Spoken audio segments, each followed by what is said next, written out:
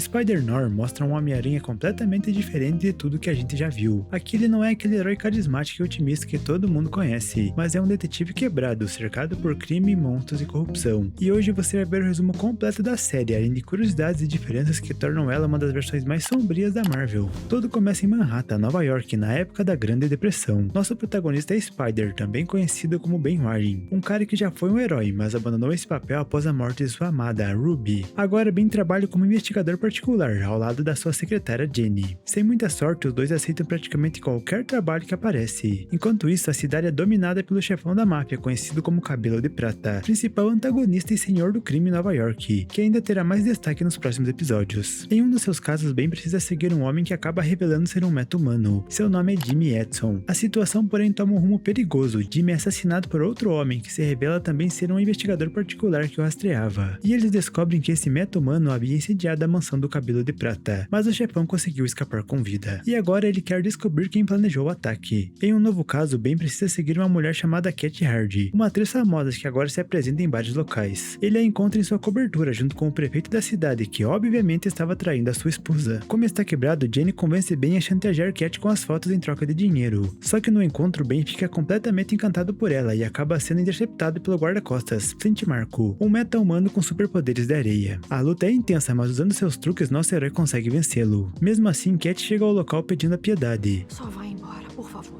No dia seguinte, Ben é surpreendido pela própria Cat, que aparece em seu escritório oferecendo um trabalho, já que seu guarda-costas Flint havia desaparecido. Enquanto isso, o Cabelo de Prata continua procurando o responsável pelo ataque à sua mansão. Agora, falando em curiosidades, a série é produzida por Chris Millian e Phil Lord, os mesmos produtores da saga Spider-Verse. Apesar de Nicolas Cage voltar a viver o Spider-Man Noir, essa é a versão diferente do que vimos na animação. No desenho fica claro que a identidade de Spider-Noir é Peter Parker, já aqui o personagem é Ben Reilly, nome famoso usado pelo clone de Peter nos quadrinhos, e faz sentido terem escolhido um personagem diferente. O produtor executivo comentou que não queria competir com outras produções da Sony envolvendo o personagem. Por isso, inclusive, veremos variantes de vilões famosos nessa adaptação. A inspiração da série vem dos filmes Noir, mas tem um detalhe interessante: o cinema Noir se passa entre os anos 40 e 50, enquanto a Grande Depressão dos Estados Unidos ocorre entre 1929 e 1939, ou seja, uma década antes. Sobre a estética, a versão oficial da série é preto e branco, mas também existe uma versão colorida. Segundo Nicolas Cage, isso foi pensado porque as novas gerações não estão tão acostumadas com preto e branco, tornando a versão colorida mais acessível para o público. Já me diz aí nos comentários qual versão você prefere. Nos quadrinhos e filmes, a identidade do herói é Peter Parker, que cresceu durante a Grande Depressão com seus tios Ben e May. Seu momento mais marcante acontece quando encontra o tio Ben brutalmente assassinado por ter participado de uma greve, inclusive devorado pelo Abutre, que nesse universo era canibal. O grande inimigo do herói é o Globin, uma versão de Norman Osborn que controlava a cidade. Peter ganha seus poderes a partir de um totem, que ao se quebrar livrou várias aranhas que o picaram. Na série a história não volta tão longe, mas sabemos que o evento definitivo na vida de Ben foi a morte de sua esposa Ruby, que morreu afogada sem que ele conseguisse salvá-la. Ela foi quem disse a famosa frase: com grandes poderes vem grandes responsabilidades. Na animação, Nicolas Cage dá a voz ao Spider-Man Noir. Agora ele interpreta essa nova versão em live action, e todo mundo sabe que Cage é um grande fanático por quadrinhos. O sobrenome é inspirado em Luke Cage. Ele viveu um motoqueiro fantasma nas telas, chegou a ser dono do Action Comics número 1. Com certeza esse papel deve estar sendo muito especial para ele. Entre os novos personagens temos Cat Hardy, uma nova versão da Felicia Hardy, a Gata Negra. Também aparece uma variação de Robbie Robertson, que no universo 616 é colaborador de Peter no Clarim Diário. Aqui ele também é um jornalista que sabe dos poderes de Ben e o incentiva a voltar a vestir o manto porque a cidade precisa dele. Temos ainda Flint Marko, que nos quadrinhos é o Homem-Areia, e já neste primeiro episódio dá pra ver que ele começa a desenvolver suas habilidades. Agora, falando do Cabelo de Prata, seu nome real é Sybil Manfred. Ele é um mafioso que foi subindo aos poucos no submundo de Nova York e recebeu esse apelido porque aos 40 anos seu cabelo ficou completamente grisalho. Nos quadrinhos ele já foi um personagem importante. Costuma contratar supercriminosos com o objetivo de rejuvenescer, seja com soro, tecnologia ou objetos místicos. Em certo momento até liderou a Hydra. Nesta versão ele é interpretado por Brandon Granson, o eterno olho tonto mod de Harry Potter. No original o personagem é italiano, mas aqui aparece ter origem escocesa, assim como o próprio ator. Nessa adaptação seu nome é Fee Burney e seu objetivo não é rejuvenescer, e sim manter o controle da cidade, embora muita gente já considere o homem acabado. No segundo episódio, o Cabelo de Prata também investiga o desaparecimento de Flint, em busca de outro investigador que estava seguindo Edson, que é o nosso Ben Reilly. Enquanto isso, Rob segue sua própria investigação sobre Edson, e acompanhando os passos da esposa dele, encontra um homem que é uma versão do Lonnie Lincoln, o Lápide. Nos quadrinhos, ele tem força e vulnerabilidade. Ele era amigo do falecido Edson, mas esse não era o único monstro que ele conhecia. Também era amigo do Flint Marko, que havia desaparecido por vontade própria, escondendo-se de todos. Os homens do cabelo de prata então vão até o escritório de Ben e intimidam sua secretária. Isso enfurece nosso protagonista, que sem muitas opções volta ao antigo apartamento para recuperar seu traje, escondido atrás de uma parede. Ao vestir novamente o manto de Spider, ele intercepta o cabelo de prata e seus capangas, eliminando e neutralizando vários deles. Spider encara o mafioso e avisa: ou ele deixa Ben Riley e seus amigos em paz ou ele morre. Se você mexer com o Riley ou com o pessoal dele,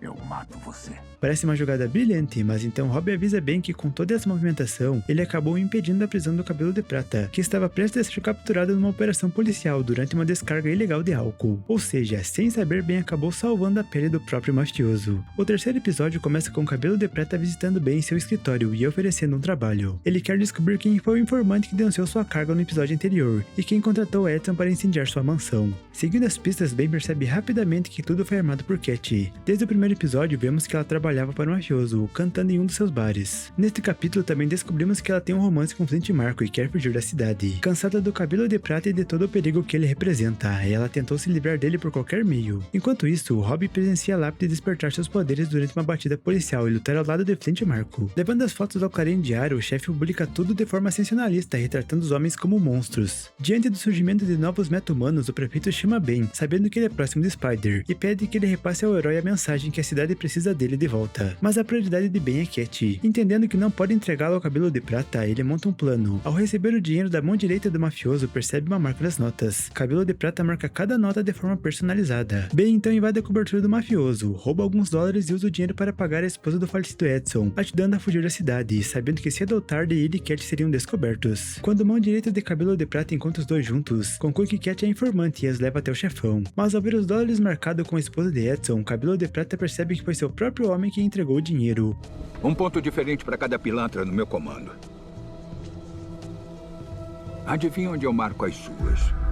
E então o mata a tiros. E não para por aí. No fim do episódio, ele ainda desfere mais um tiro em outro funcionário. Um ponto importante da série é que Flint tem motivações totalmente diferentes da versão dos quadrinhos. Ainda não é explicado como esses novos meta-humanos surgiram, mas vemos que ele vai deixando de ser humano aos poucos. No quarto episódio, descobrimos que o segundo disparo foi em outro empregado do cabelo de prata, amigo do mão direita dele. O mafioso fica agradecido com Ben por ter ajudado a identificar o traidor, embora ainda desconfie de Cat. Ela então confessa que tinha medo do cabelo de prata e queria fugir, embora mais tarde revele a Ben que o traiu porque queria ser feliz com Flint Marko. Neste episódio, Ben também se abre com Cat e conta que ele perdeu sua amada Ruby. Ele seguiu o caso de um homem casado que se revolta por ter sido preso e se vingou de Ben assassinando sua Ruby. Ben não conseguiu salvá-la porque estava bêbado do outro lado da cidade e chegou tarde demais. Ben e Cat parecem cada vez mais próximos, mas claro, Flint percebe isso e furioso volta a trabalhar com o cabelo de prata. Enquanto isso, o cabelo de prata vai até o prefeito, que admite estar apoiando a revogação da lei seca na cidade, algo que prejudicaria diretamente o mafioso. Cabelo de prata então ameaça, criando uma rivalidade direta entre os dois. Isso representa claramente a lei seca dos Estados Unidos, que vigorou entre 1920 e 1933, que proibia a venda e fabricação de álcool. Em vez de resolver o problema, a medida fortaleceu ainda mais a máfia e figuras como Al Capone, que enriqueceram com o contrabando de bebidas. Cabelo de prata foi inspirado justamente nesse tipo de criminosos, e a legalização do álcool acabaria com seus negócios. Ao mesmo tempo surge um novo inimigo, Megawatt, um monstro com poderes elétricos. Spider aparece e consegue derrotá-lo numa luta curta e meio improvisada. Em seguida, o prefeito aparece diante de Spider para anunciar à cidade que os dois vão se unir contra o crime, embora Spider não estivesse ciente nem de acordo com isso. O episódio termina com Cat indo até o apartamento de Ben, se jogando da janela para confirmar o que ela já suspeitava. Ben é o Spider. No quinto episódio, finalmente é revelada a origem dos poderes de Ben. Durante a Primeira Guerra Mundial, foram descobertos experimentos realizados pelos alemães, que tentavam modificar o DNA de prisioneiros, misturando com o de animais. Ben acabou libertando vários desses prisioneiros, mas um deles já havia se transformado. Era uma aranha horrível, que picou e lhe deu seus poderes. A diferença é que esse processo intermediário fez a mutação de Ben ficar mais estável, ao contrário dos outros, cuja mutação estava os matando lentamente. O objetivo desses experimentos era criar um super soldado. Ben comenta que esse incidente não só lhe deu habilidades de aranha, como ter orgânico e sentir da aranha, mas também o faz se sentir como uma aranha de verdade. Por isso ele assiste filmes para lembrar como é ser humano. Nos quadrinhos isso não é nada estranho para Peter Parker, já que o lado animal do Totem Aranha pode dominar a mente e o corpo do herói, levando até transformações físicas mais extremas. Nesse episódio, Robbie vai visitar a Doutora Faber, que trata de todos os meta-humanos surgidos, e todos eles são sobreviventes desses experimentos alemães. Ben aproveita a visita de Robbie para roubar arquivos sobre esses sobreviventes e descobrir mais sobre eles. A doutora Faber afirma que a chave para encontrar a cura está no Spider, porque sua mutação é estável. Então Cat encontra a doutora e confessa que Ben é o Spider. Simplesmente entrega o segredo em 2 minutos. Isso lascou tudo de vez. Enquanto isso, o Cabelo de Prata e seus homens vão até a prisão para libertar o Megawatt e recrutá-lo para seu grupo de meta-humanos. E aproveitando para descobrir mais sobre os personagens, Megawatt vem nos quadrinhos, escolhido justamente para evitar o uso do Electro. Ele também é conhecido como Dirk Lydon e só aparece uma vez nos quadrinhos em Homem-Aranha Limitado número 2. É um criminoso australiano capaz de armazenar e lançar energia, e que também é ator, enfrentando o Homem-Aranha rapidamente quando faz sucesso com o filme. A série adapta essa ideia, mas transforma Lydon em um ator de teatro. Falando em Cat, ela ocupa o papel de mulher fatal nas histórias noir clássicas. É um tipo de mulher bonita e inteligente que conquista o protagonista, geralmente um detetive, mas que no fim acaba sendo sua ruína. No 6º episódio, a mão direita de Dra. Faber vai até a casa de Ben. Ele reconhece Ben por tê-lo visto antes na clínica da doutora. Esse homem havia sido salvo por Ben anos atrás, quando os prisioneiros dos experimentos alemães foram libertados. Só que agora ele envelheceu muito rápido. Embora pareça velho, na verdade ele tem apenas 36 anos. Ele sabe que Ben é o Spider, porque viu a mordida e sem hesitar o sequestra e leva até a doutora. Um detalhe interessante nessa cena, ele menciona que Ben mudou de nome, já que se não fosse isso, teria o encontrado muito antes. Isso sugere que Ben Riley talvez nem seja seu nome verdadeiro, e sim uma identidade adotada para se esconder. Nos quadrinhos, o nome Ben Riley é uma mistura do nome de tio Ben com o sobrenome de solteiro de tia May. Então faz sentido que ele tenha usado esse nome para esconder o passado. No laboratório, descobrimos que esse homem é chamado Odgar, filho do Dr. Faber. Ela tenta reverter a mutação dele antes que seja tarde demais. Coloca Ben para dormir e coleta suas amostras. Nesse momento, Ben começa a alucinar como sempre acontece com os Spiders quando a coisa aperta. A doutora encontra um antídoto capaz de reverter o envelhecimento do filho, mas diz que agora precisa matar Ben para não deixar pontas soltas. Por sorte ou azar, Cabelo de Prata chega ao local graças a uma reportagem publicada por Robbie no Clarim Diário. Mas ao verem um monte de cadáveres deixados pela doutora, os vilões decidem incendiar o lugar, provocando a morte dela. Ben conseguiu fugir ferido, mas leva o antídoto consigo antes que tudo pegue fogo. Odgar e seu problema de envelhecimento remetem ao Abutre, que em certas histórias usa tecnologia para roubar a vitalidade e rejuvenescer. No penúltimo episódio, Cabelo de Prata ordena que seus capangas causem caos na cidade para desestabilizar o prefeito. Enquanto isso, nosso protagonista passa a maior parte do tempo bêbado, em um bar feito um tio endividado. Quando alguns caras começam a falar mal do Spider, Ben perde a paciência e parte pra cima deles. Depois Robin o encontra e o leva para o escritório. Ben diz que quer abandonar os poderes, repetindo a ideia de que sem poder não há responsabilidade. Mas Robin rebate, dizendo que isso é mentira, porque se ele quisesse, Ben já teria usado o antídoto. A vontade de largar os poderes é algo que Peter Parker já teve várias vezes nos quadrinhos. Em alguns momentos, isso até piorou a mutação, dando a ele braços extras. Em outros, ele simplesmente largou o uniforme e tentou viver uma vida normal, mas o destino sempre o chama de volta. No escritório, Ben revela a Jenny que ele é o Spider, só que ela já sabia, porque ele mesmo havia contado isso várias vezes quando estava bêbado. Ben prepara seringas com antídoto e vai enfrentar Lonnie. O problema é que a pele de Lincoln é praticamente impenetrável e a agulha dobra quando tenta perfurá-la. Então Robbie, sendo muito esperto, enfia outra agulha no olho dele. Apesar da dor, Lonnie perde seus poderes e consegue curar o olho de uma forma meio mágica e vai embora da cidade. Depois disso, o prefeito e o Cabelo de Prata descobrem da existência do antídoto e mandam buscar Ben Riley, o único capaz de ajudá-los. E assim chegamos ao último episódio da temporada. Lydon vai com frente atrás de Ben, que está na casa de Robbie, se recuperando depois de quase ter tido o CPF cancelado. Ben é levado até o Cabelo de Prata, que pede a ele que chame o Spider para conversar e traga o antídoto junto. Ben então liga para Robbie, que finge ser o Spider e diz que já está chegando. No meio de tudo isso, Lydon reconhece Ben e lembra que foi ele quem o salvou dos experimentos. Isso faz Cabelo de Prata ficar desconfiado e suspeitar que Ben é na verdade o Spider. Para confirmar, ele ameaça Cat, já que Ori não deixaria a mulher morrer. Só que Ben ainda não recuperou totalmente seus poderes e não consegue fazer muita coisa. Ainda assim, Robin aparece vestido como Spider para ganhar tempo. Os capangas do Cabelo de Prata capturam Jenny, que estava levando o antídoto. Vendo que conseguiu o que queria, o mafioso pede a Spider que trabalhe para ele. Só que Lydon resolve trair Cabelo de Prata. Ele acha que não precisa mais dele, pois está satisfeito com seus poderes. Lydon e Flint então desmascaram o herói, revelando que por baixo da máscara estava Robbie. Mas Ben desperta seus poderes novamente e há tempo de encarar os vilões. Enquanto Cabelo de Prata foge perseguido por Cat, a luta se espalha pela rua. Nesse momento, vemos que esse Homem-Aranha apanha bastante e que não está conseguindo enfrentar os inimigos com facilidade. Ben tenta injetar o antídoto em Megawatt, mas falha. Enquanto isso, Cat persegue o Cabelo de Prata e, apesar de tentar fugir, acaba o matando. Na rua, Ben não consegue vencer o Lydon. Quando Cat tenta intervir, é atacada por Megawatt. Lydon enfrenta Lydon, mas ele é muito mais forte e começa a transformar o corpo de Flint em cristal quebradiço. Juntando o que ainda lhe resta de força, Ben percebe que não pode curar Lydon e decide jogá-lo contra um trem em movimento. Esse Spider não hesita em usar violência pesada quando precisa, e isso eu gostei muito. Depois disso, Ben vai embora, deixando um dos antídotos a Cat para salvar Flint. Após a batalha, vemos sua máscara rasgada, dando aquele visual clássico do Spider de Tobey Maguire. A temporada termina com o funeral do Cabelo de Prata e com o Flint e Cat juntos. Cat agradece por ter ajudado a salvar Flint e diz que em outra situação teria ficado com ele. Ben responde de forma bem direta: Uma coisa é me usar,